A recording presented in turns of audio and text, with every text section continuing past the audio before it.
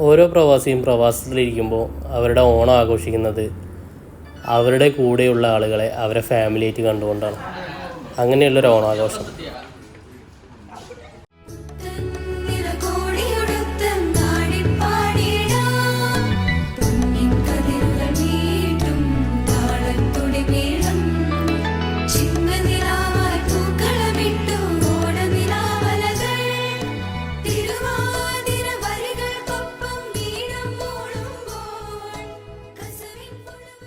നാട്ടിലെ ഓണം നമ്മളെ നാട്ടുകാരും വീട്ടുകാരും ഫാമിലിയൊക്കെ ഉള്ള ഒരു ഓണായിരിക്കും. ഇവിടെ എന്ന് പറഞ്ഞാൽ നമ്മളിവിടെ ജോലി ചെയ്യാൻ വന്നവരാണ്, പ്രവാസികളാണ്. അതെ, പ്രവാസികളുടെ ഓണം നമ്മളെ കൊളീഗ്സിനായിട്ടും കൊളീഗ്സിന്റെ ഫാമിലി ആയിട്ട് നമ്മളിവിടെ കൊണ്ടാടുക. അതെ അതെ.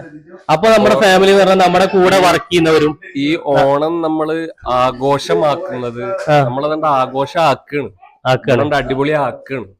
നമ്മള് പുതിയ ഡ്രസ്സൊക്കെ ഇട്ട് നല്ല. എന്താണ് നിങ്ങൾക്ക് പറയാനുള്ളത് ഇവിടത്തെ ഓണം നമ്മുടെ നാട്ടിൽ നിൽക്കുമ്പോൾ ഇവിടെ നിൽക്കുമ്പോൾ തമ്മിൽ വ്യത്യാസങ്ങൾ എന്തൊക്കെയാണ്? നാട്ടിൽ നമ്മളെ ഫാമിലി ആയിട്ട് ഒരുപാട് പേര് ഇവിടെ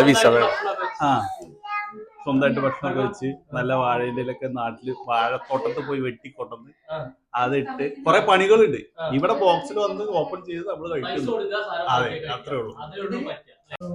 കഴിഞ്ഞ കൊല്ലത്തെ ഞങ്ങളുടെ വാർഷികത്തിൽ നല്ല വിഷമായിരുന്നു. ഇതേപോലൊരു ഓണം ഞങ്ങൾക്ക് ആഘോഷിക്കാൻ പറ്റില്ലല്ലോ. ഇക്കൊല്ലം അതങ്ങോട്ട് തീർന്നു.